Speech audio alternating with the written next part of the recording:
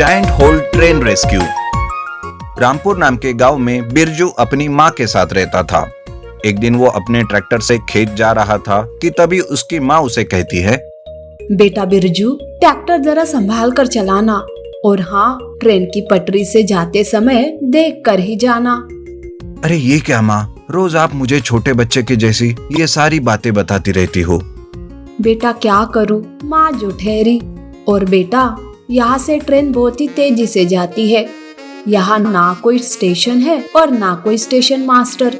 Train आने जाते वक्त पटरी पर कोई गेट भी नहीं है, इसीलिए बेटा डर लगा रहता है। माँ, तुम खामखा चिंता करती रहती हो। मैंने कहा ना, मैं संभाल कर जाऊंगा। ऐसा कहकर बिरजू ट्रैक्टर से अपनी खेतों की तरफ निकल जाता है। दरअसल ट्रेन पटरी से आते जाते वक्त एक्सीडेंट होने का खतरा रहता है, क्योंकि ट्रेन जब उस गांव से गुजरती थी तब वहां लोगों को रोकने के लिए कोई गेट नहीं रहता। बिरजू ट्रेन पटरी को पार करके अपने खेत में जाकर ट्रैक्टर से काम करने लगता है। उसी गांव में रंगा और बिल्ला नाम के दो चोर रहते हैं। तब रंगा कहता है, अरे बिल्ला, हम इस गरीब गांव में आखिर क्यों आए? यहाँ चोरी करने के लायक कुछ भी नहीं है और ना ही इस गांव के लोग अमीर है। मुझे भी पता है कि गांव से कुछ नहीं मिलने वाला, पर हम यहाँ गांव में चोरी करने नहीं आए, बल्कि इस गांव से जाने वाली ट्रेन को लूटने के लिए आए हैं। सुना है कल रात की ट्रेन से करोड़ों का सोना जाने वाला है। अरे बिल्ला, ट्रेन तो यहाँ रुकती ही नहीं, फिर हम सोना कैसे लूट पाएंगे? अरे बेवकूफ, तुम्हें सब समझाना पड़ता है। इसी बात का तो फायदा उठाना है हमें। सुन, हम इस सुनसान पटरी पर एक बड़ा सा गड्ढा करते हैं, जहाँ पर तेजी से आती हुई ट्रेन गिर जाएगी। बस तभी हमें सारा सोना लूट लेना है ट्रेन से। अरे वाह बिल्ला, तेरा आइडिया तो एक नंबर है। ऐसे तो हमें कोई देख भी नहीं पाएगा और पुलिस हमें पकड़ भी नहीं पाएगी। वाह, मान गए बिल्ला। दूसरे दिन रात को बिल्ला और रंगा पटरी पर बारूद लगाते हैं, जिस वजह से पटरी टूटकर वहां पर बड़ा सा गड्ढा बन जाता है। वो दोनों एक पेड़ के पीछे छुप जाते हैं। लेकिन उस दिन बिरजू देरी से घर जा रहा था। उसका ट्रैक्टर बराबर उसी पटरी पर आकर रुक जाता है। बिरजू बहुत कोशिश करता है ट्रैक्टर को शुरू करने की, लेकिन ट्रैक्टर शुरू ही नहीं होता। तब बिरजू सोचता है, अरे आखिर मेरे ट्रैक्टर को क्या हो गया? उतर कर देखना पड़ेगा, कहीं कोई प्रॉब्लम तो नहीं। ऐसा कहकर बिरजू ट्रैक्टर से नीचे उतर कर देखता है। तब उसे ट्रैक्टर की दूसरी ओर एक बड़ा सा गड्ढा दिखाई देता है। गड्ढा देखते ही वो बहुत डर जाता है कि तभी वहां रंगा और बिल्ला आ जाते हैं और दोनों मिलकर बिरजू को धमकाने लगते हैं। बिल्ला कहता है, अबे सुनो बे, तुम जो कोई हो, बस तुम्हें ट्रेन जाने तक चुपचाप रहना है, समझे कि नहीं? नहीं तो देख बेटा, तेरा क्या हाल करेंगे हम। उन दोनों को देखकर बिरजू समझ जाता है कि वो चोर है और ट्रेन लूटने के लिए ये सब वो कर रहे हैं। तभी बिरजू जोर जोर से चिल्लाने लगता है। रंगा फौरन बिरजू को पकड़कर उसका मुंह बंद करने की कोशिश करता है, लेकिन गांव नजदीक होने की वजह से गांव के लोगों को बिरजू की आवाज सुनाई देती है और कुछ लोग भागे दौड़े उस तरफ निकलते हैं। बिरजू को ऐसी हालत में देखकर वो गांव वाले रंगा और बिल्ला को पकड़कर उन्हें मारने लगते हैं और उन्हें रस्सी से पेड़ को बांध देते हैं। तब बिरजू कहता है, सुनो भाई, हमें कैसे भी करके इस पटरी से जाती हुई ट्रेन को रोकना है। इन चोरों ने देखो, यहाँ पर एक बहुत बड़ा गड्ढा खोद कर रखा है और वो भी पटरी को तोड़कर। अगर हमने ट्रेन को नहीं रोका तो बहुत बड़ा एक्सीडेंट हो सकता है। हमें लोगों की जान बचानी होगी। बिरजू की बात सुनकर गांव वाले गड्ढे को देखते हैं। तब एक गांव वाला कहता है, पर हम कैसे इस ट्रेन को रोकेंगे? हमारे पास किसी स्टेशन मास्टर का नंबर भी तो नहीं है और ना ही हमारे पास कोई वॉकी टॉकी है, तो फिर हम उन्हें कैसे सूचित करेंगे? सही बात है तुम्हारी भाई, लेकिन इतने अंधेरे में पता नहीं पटरी पर खड़ा ट्रैक्टर ट्रेन ड्राइवर को दिखाई देगा भी या नहीं। अगर ट्रैक्टर दिखाई देगा तो कम से कम वो ट्रेन की स्पीड तो कम करेगा। अरे हाँ भैया, क्यों ना हम एक बड़ा सा लाल कपड़ा लेकर यहाँ खड़े हो जाए। लाल रंग के कपड़े को देखेंगे तो आसानी से वो ट्रेन ड्राइवर समझ जाएगा कि कोई खतरा है और ट्रेन रोक देगा।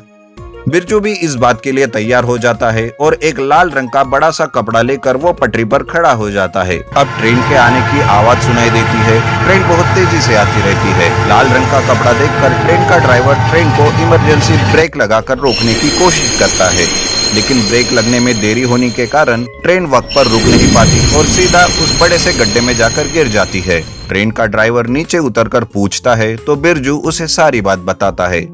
ट्रेन ड्राइवर तुरंत फोन करके पुलिस को बताता है। पुलिस भी मौके पर आकर जल्दी से रंगा और बिल्ला को पकड़कर पुलिस स्टेशन ले जाती है। ट्रेन ड्राइवर भी जल्दी से सामने वाले स्टेशन पर फोन करता है और एक क्रेन बुलवाता है। थोड़ी देर में क्रेन आ जाती है और उस ट्रेन को उस गड्ढे से बाहर निकालकर वापस उसे रवाना कर देते हैं। Broken bridge robot train rescue. टूटा हुआ ब्रिज जिसके ऊपर से ट्रेन जाने ही वाली थी कि तभी एक रोबोट वहां आता है और टूटे हुए पुल को अपने हाथ से उठा के पटरियों को जोड़कर रखता है, जिस वजह से ट्रेन का एक्सीडेंट होते होते बच जाता है और लोगों की जान बच जाती है। पर आखिर वो पुल टूटा कैसे और वो रोबोट अचानक वहां कहां से आता है, आइए देखते हैं इस कहानी में। कागज नगर नाम का एक रेलवे स्टेशन था जहां पर मनीराम नाम का एक आदमी स्टेशन मास्टर का काम करता था। वो अपना काम बहुत ही बखूबी निभाता था, लेकिन उसे एक बीमारी थी, उसे कम सुनाई देता था, जिस वजह से वो सुनने की मशीन इस्तेमाल करता था और उसे सुनाई देता था। एक बार की बात है, मनीराम अपने सुनने वाली मशीन घर में ही भूल जाता है। तब उसकी पत्नी रमा को वो मशीन घर में ही दिखती है और वो चिल्लाने लगती है, हे भगवान, फिर से इस आदमी ने अपनी मशीन भूल गया घर में। एक दिन मरवाएगा ये आदमी अपने बहरेपन से सबको, नौकरी भी गवा देगा और हमें भीख मांगनी पड़ेगी। इस तरह से रमा घर में चिल्लाते रहती है और उस मशीन को अपने पति को देने के लिए अपने बेटे बंटी को आवाज देने लगती है। अरे बंटी, जल्दी आओ, ये मशीन जरा पापा को दे के आना। बंटी तुरंत घर आता है और अपने पापा को मशीन देने रेलवे स्टेशन जाता है। तब मनीराम के बहरेपन का सब मजाक उड़ा रहे थे। मनीराम को तो कोई भी बात सुनाई नहीं दे रही थी। तभी एक बड़ा ऑफिसर वहां आता है और वो कहता है, अरे ये क्या मजाक चल रहा है, अपना अपना काम करो, यहाँ हंसने के लिए आते हो क्या? और मनीराम, तुम आज फिर से वो सुनने वाली मशीन घर पर भूल आए। ऑफिसर इस तरह से मनीराम को भला बुरा कहता रहता है और वहां से चला जाता है। पर यह सब बंटी सुन लेता है और उसे ये अच्छा नहीं लगता कि कोई उसके पिताजी का मजाक उड़ाए। बंटी अपने पापा के पास जाता है और उन्हें सुनने वाली मशीन देते हुए कहता है, पापा पापा, ये लो आपकी सुनने वाली मशीन। मनीराम वो मशीन अपने कान में लगा देता है और अपने बेटे को वहां से जाने के लिए कहता है। मनीराम अपने काम पर लग जाता है। उसी गांव में भरत नाम का एक साइंटिस्ट रहता है। भरत हमेशा कोई ना कोई आविष्कार करता रहता है और गांव वालों की अपने आविष्कार से मदद करता है। एक बार भरत एक रोबोट बना रहा था कि तभी वहां गांव के सरपंच जी आते हैं और वो कहते हैं, अरे भरत, इस बार क्या बना रहे हो तुम? अरे सरपंच जी, हमारे गांव के लोगों की रक्षा के लिए एक रोबोट बना रहा हूँ। अरे वाह बेटा, बड़ा अच्छा काम कर रहे हो तुम। ऐसा कहकर सरपंच वहां से चले जाते हैं। कुछ ही दिनों के अंदर भरत का रोबोट बनके रेडी हो जाता है। एक बार बंटी भरत के बेटे सनी के साथ रोबोट के साथ खेल रहा होता है। तब बंटी कहता है, अरे सनी, तुम्हारा रोबोट कितना अच्छा है, ये तो सबकी मदद भी करते रहता है। क्या ये मेरे पापा की भी मदद करेगा? हाँ हाँ बंटी, ये तुम्हारे पापा की भी मदद कर सकता है जरूरत पड़ने पर। कुछ दिनों बाद गांव में तूफान के साथ बहुत बारिश होती है, जिस वजह से गांव के नदी में बाढ़ आ जाती है। उस नदी पर से रेलवे पटरी का पुल बना होता है, पर नदी में बाढ़ की वजह से वो रेलवे का पुल बह जाता है। बारिश की वजह से रेलवे सेवा भी ठप पड़ जाती है और स्टेशन पर रेलवे अधिकारियों को पुल के टूटने की भी खबर नहीं रहती। बारिश खत्म होते ही सभी अपने अपने काम पर लग जाते हैं। उस दिन फिर से मनीराम अपनी सुनने वाली मशीन घर में ही भूल जाता है, लेकिन इधर पुल टूटा हुआ रहता है। टूटा पुल गांव का ही एक आदमी देख लेता है और ये बताने के लिए वो जल्दी से रेलवे स्टेशन पर जाता है। मनीराम वहीं पर काम कर रहा था। तब वो आदमी कहता है, अरे मनीराम जी, रेलवे का ब्रिज टूट गया है। अगर वहां से ट्रेन गई तो दुर्घटना होगी। क्या कहा? कुछ समझ नहीं आ रहा है। तुम जाओ, यहाँ से ट्रेन आने का समय हुआ है। मुझे मेरा काम करने दो। अरे बहरे मनीराम, उसी की तो खबर देने आया हूँ और तुम हो कि मेरी बात ही नहीं सुन रहे हो। वहां जाते ही बंटी उस आदमी की सारी बात सुन लेता है। तब बंटी कहता है, अरे पापा, ये लो मशीन। आप आज फिर से इसे घर भूल कर आए थे। लेकिन पापा, क्या आपने सुना वो आदमी क्या कह रहा था आपसे? नहीं बेटा, मैं तो कुछ भी नहीं सुन पाया। पापा, वो आदमी कह रहा था कि नदी के ऊपर का रेलवे का पुल टूट चुका है। अगर वहां से ट्रेन गई तो बड़ी दुर्घटना हो सकती है।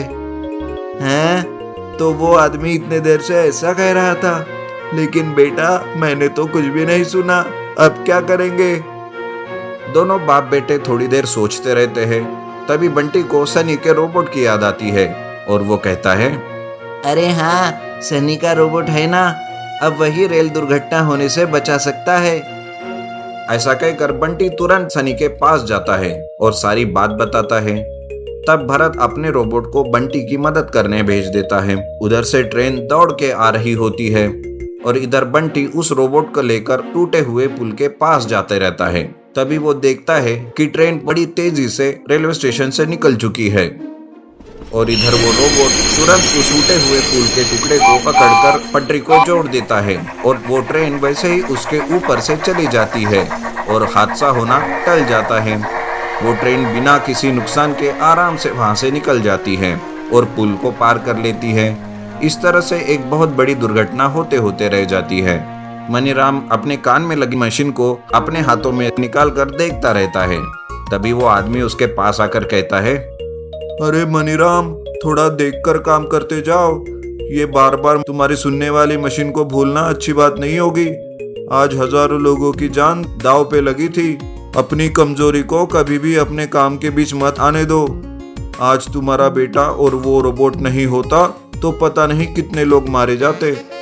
हाँ हाँ, आज के बाद मैं सब मेरे सामान चेक करके ही काम पर आया करूंगा। थैंक यू रोबोट, मुझे आज बहुत बड़ी मुसीबत से बचाने के लिए।